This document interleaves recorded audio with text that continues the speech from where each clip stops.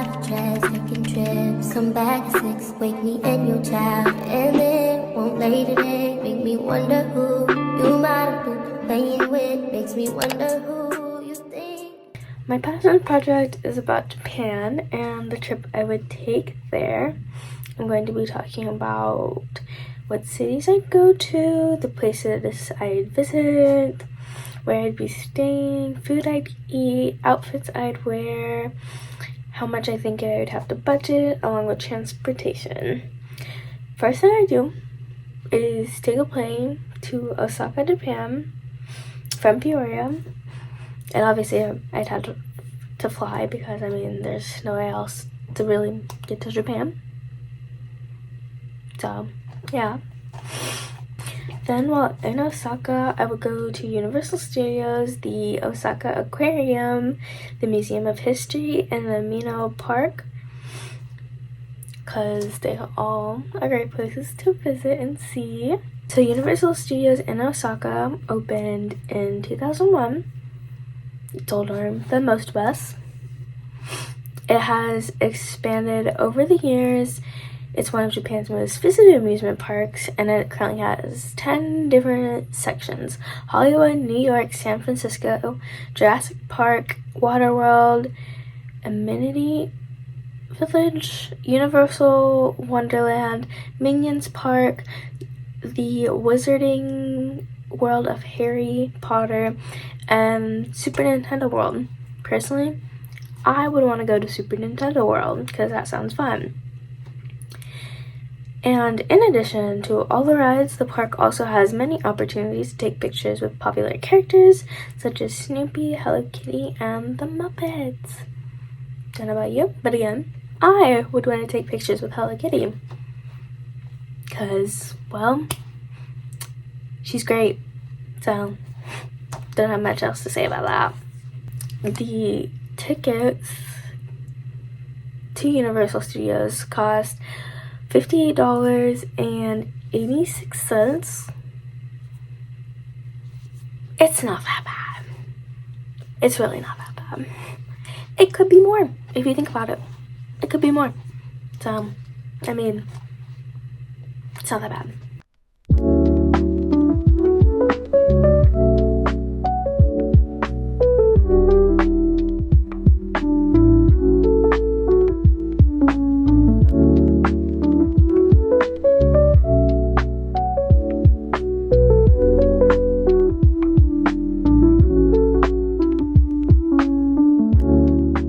So after Universal Studios, I would go to the Osaka Aquarium. This aquarium is known as one of Japan's most spectacular aquariums, so why wouldn't you go? Why wouldn't you? If it's one of the most spectacular, you kind of have to go, It introduces various forms of life in the Pacific Rim, so, pretty cool. Marine life is displayed in over dozens of tanks. The central tank represents the Pacific Ocean, is 9 meters deep, and is home to a whale shark, which is the aquarium's main attraction. Pretty cool, right? I think so. So, if you don't, pretty boring.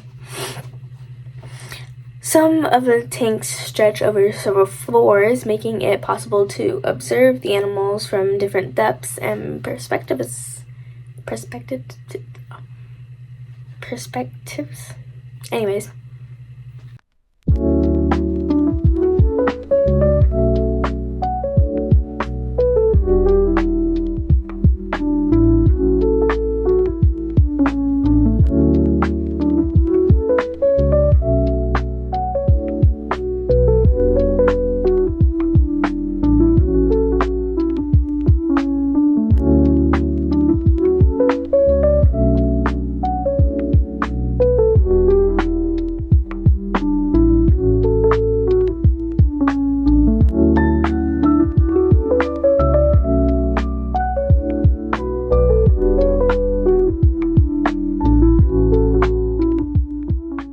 After the really cool trip I would take, to the aquarium, I would go to the Museum of History that is there. It opened in 2003, again, older than most of us. Well, me at least. The building offers great views of the Osaka castle as well, so that was pretty cool. They have artifacts from the beginning of ancient times when Osaka served as Japan's first capital. So, pretty cool.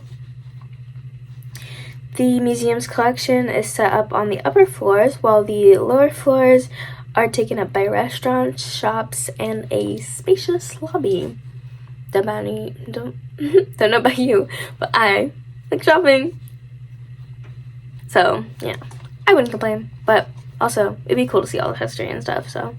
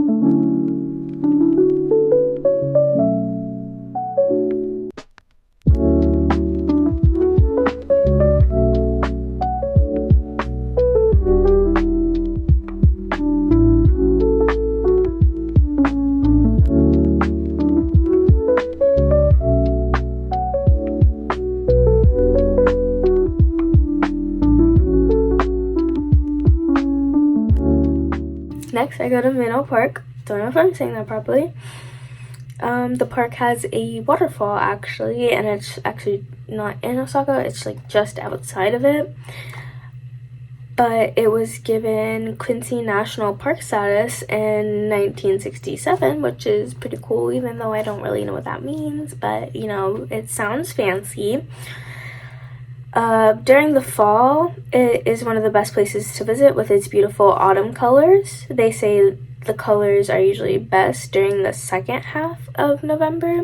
So, you know, it seems like I'd have to take this trip, you know, in the second half of November to December, beginning of December, you know, just to see all the pretty colors and really get the full experience. The main hiking trail that they have extends about 3 kilometers through the valley alongside the Minnow River, which is pretty cool. So you get to see a river, at least I think so. And the main attraction is the waterfall I was talking about earlier, because it's just really pretty. Like, I've seen videos of it. It's like really pretty. The trail in the park also passes by a few temples. I'm not going to say the names of the temples because I would probably mispronounce them and butcher them really, really badly. So I'll just put the names of them.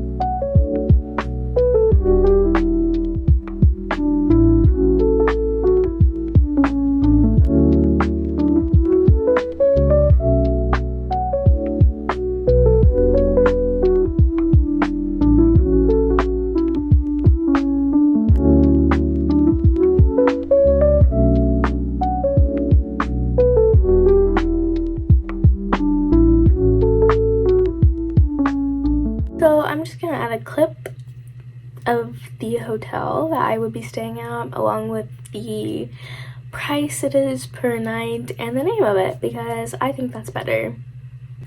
And after all of this fun in Osaka, I would go to Hiroshima and see the atomic bomb dome, the Hiroshima Museum of Art, the Botanic Garden. That's about it, because I didn't want to find too many things to make this video really long, but yeah, I would go there. So the atomic bomb dome was highly acclaimed at the time for its construction in 1915, for its bold European design. And at 8:15 a.m. on August 6, 1945, the building was destroyed by the world's first atomic bomb, and it was burnt to the ground. So I thought that was pretty cool and interesting enough for me to go and, look at it and see what was happening and take pictures, because, that sounds pretty cool to me. It was engulfed in flames from the ceiling to the ground, instantly killing everyone that was in the building because of the pressure of the blast that came from up above. Parts of the walls collapsed. It was called the atomic bomb dome for its distinct dome steel frame. Again, I think that's pretty interesting. It's also part of the history of Japan, so pretty cool. Now for the Hiroshima Museum of Art. Yeah, I don't really have much to say about this one. There's not much history or anything behind it. It just shows art. Well, what I get from it. And I just want to go see art. Okay, I like art. I'm an art nerd. I like art. I just want to go see some art and have a good time. So that's all I really have to say about that.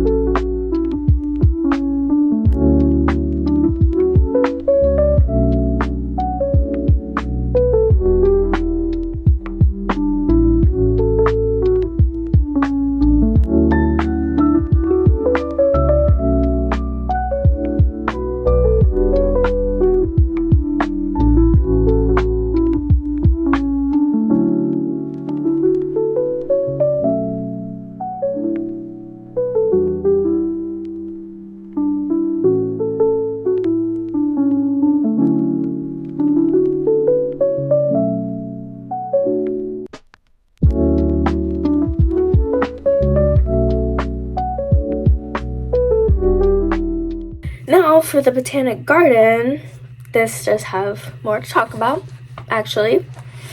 The park has around 10,000 different species of plants from around the world, and inside one of the largest greenhouses in western Japan, you'll find the tropical atmosphere as you wander among many flowers, which is pretty cool because about 10,000 different species of plants is kind of a lot, which I think would be really interesting to see and experience, which is why I want to go, obviously.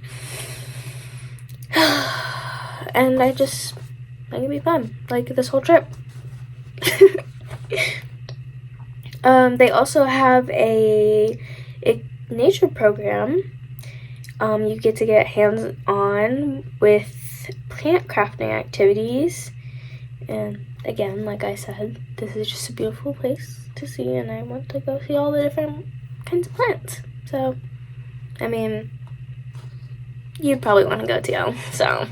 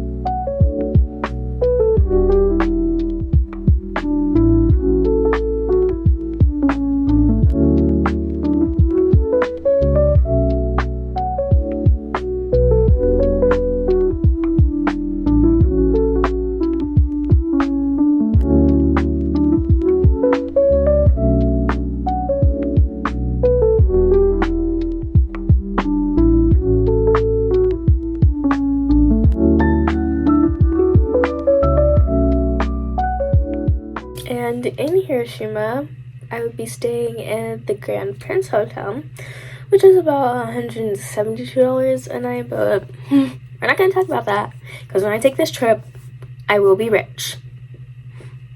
That's a promise. I will be rich. Next, I would go to the Tsukishima city. Bear with me, okay? And the Moichidani Park. I don't know if I said that correctly. I might have completely butchered that. So I'm sorry. And besides the park, I would also go to the Tsukishima Shrine Treasure Hall, which I found to be very interesting. So the park is one of the most famous spots in Japan, which I think is pretty cool. It's been there since the Edo period, when the original maple seeds were planted there. Also pretty cool. But tragedy struck in 1945 when a powerful typhoon devastated the area. Crazy, right? Pretty crazy. Although few of the trees were cut down, the landscape has since been carefully manicured to preserve its natural beauty. The park is home to over 700 maple trees. There are several species of maple trees, and again, like most of these places, I just think it would be a wonderful place to see and experience. They also have a lot of deer walking around, so you can see those and just experience it all and have a good time. Now, when talking about the Shrine Treasure Hall, there's about 4,000 valuable items, fine arts and crafts, historical materials, armory, masks, musical instruments, and more. Among them are about 130 national treasures, important cultural assets, including 32 volumes of... I'm just gonna put it on the screen because, again, I don't know how to say that. On display are part of the collection and reproduction of the... I don't know how to say that, putting it on the screen again. There are also kimonos and Japanese swords or katanas on display, and I love kimonos. They're like so freaking beautiful. They're just fantastic. Like, if I could buy one, I would. I should have bought one when I was in Okinawa, but I didn't. They are kind of expensive, but they're really pretty. So next time I go, I will be buying one.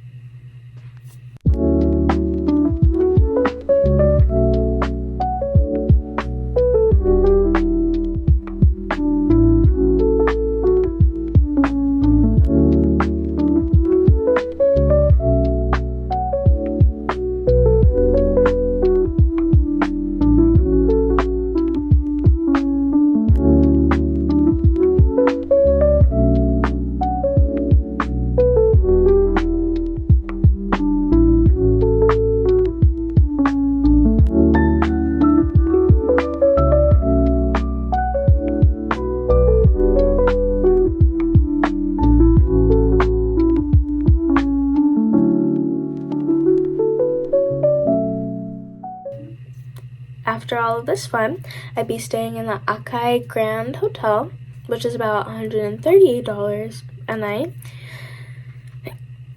It's not that bad. It's not that bad. Now, moving on to a thing that I really like. Food. Bet you all could have guessed that. We're going to be talking about food next. Don't judge me. First thing, when talking about food, obviously, you gotta eat ramen. And I guess I'll just explain each dish in case you don't know what it is. I'm pretty sure everybody knows what ramen is, but it's a Japanese noodle dish. It includes a Chinese-style beet noodle served in a broth. Common flavors are soy sauce and miso soup broth, with typical toppings including sliced pork, nori, which is basically dried seaweed, bamboo shoots, and scallions. Nearly every region of in Japan has its own variation of ramen, such as tonkatsu ramen and the miso ramen of Hokkaido. Hope I said that right. Next, we're talking about conveyor belt sushi. Now, don't get me wrong, I'm not the biggest fan of sushi personally, but they do have some things I like at conveyor belt sushi, so I'd be going. Alright, now I'm just gonna pretty much tell you what it is. Plates serving the sushi are placed onto a rotating conveyor belt that winds around through the restaurant and moves past each table, counter, and seat. The final bill is based on the number and types of plates of the consumed sushi.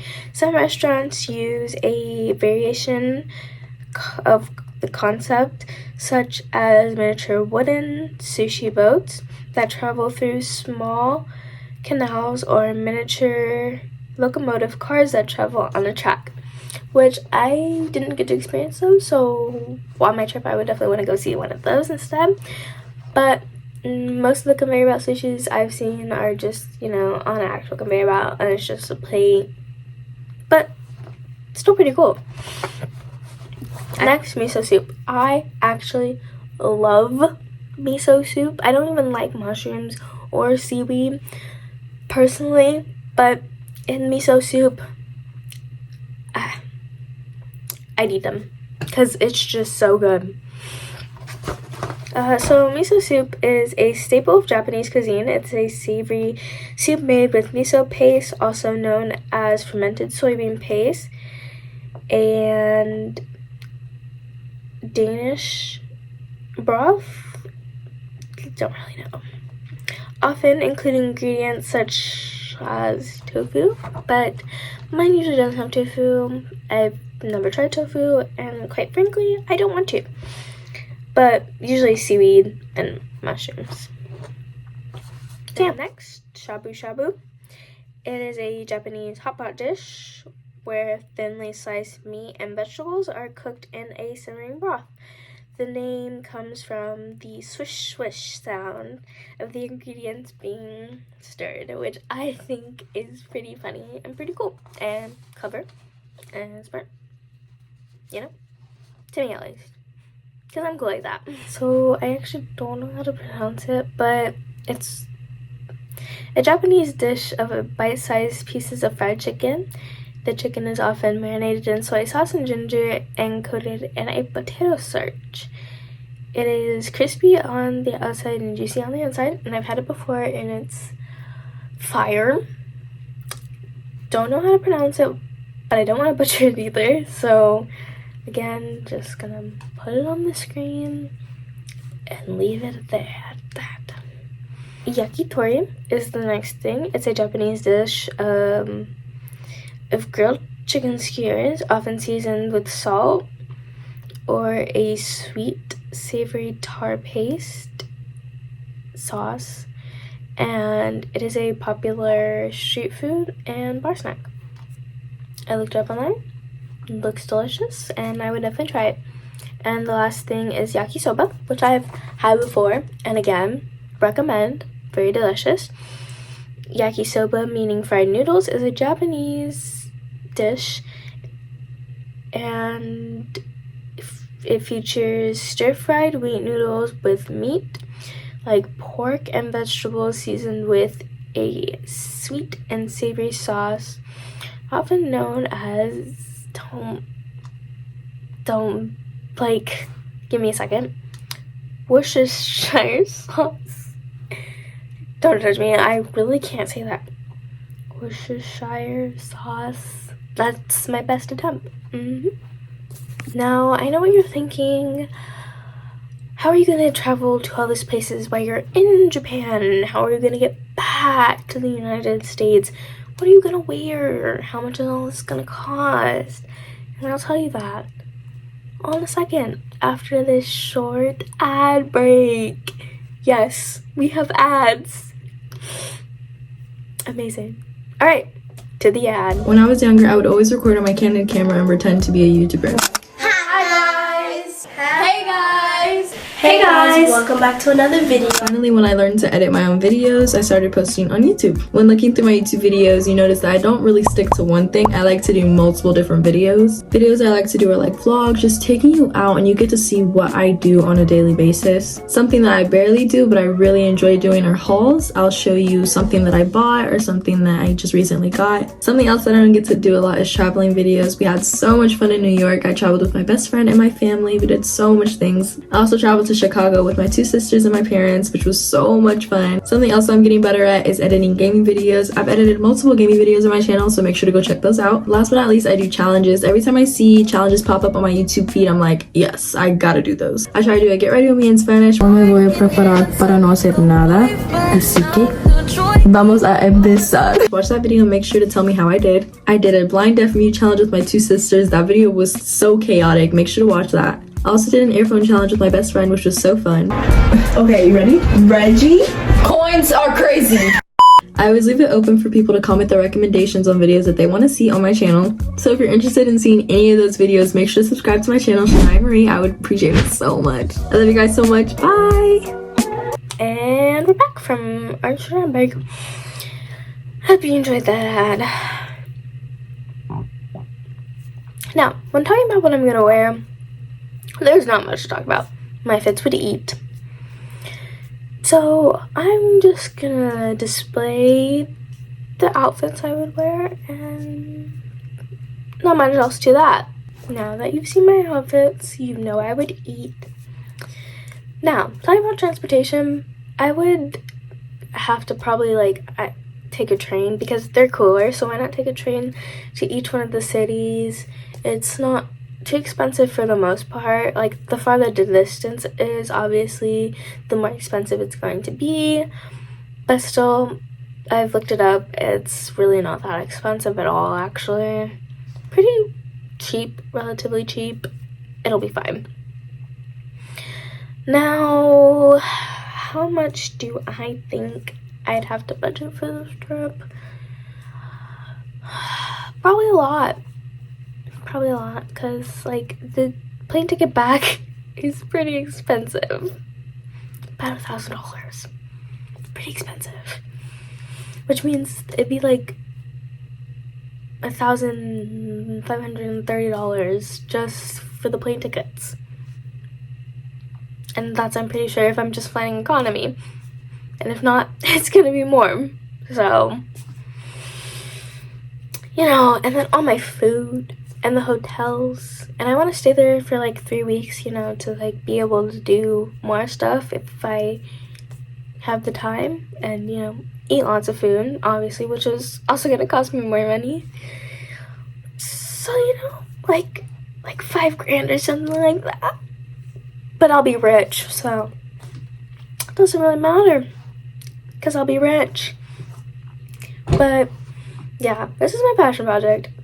I would love to actually go and do all of this stuff, and obviously this isn't all the places I would want to visit, but you know, I kept it to a minimum so this video wouldn't be so long and so I wouldn't have to edit so much.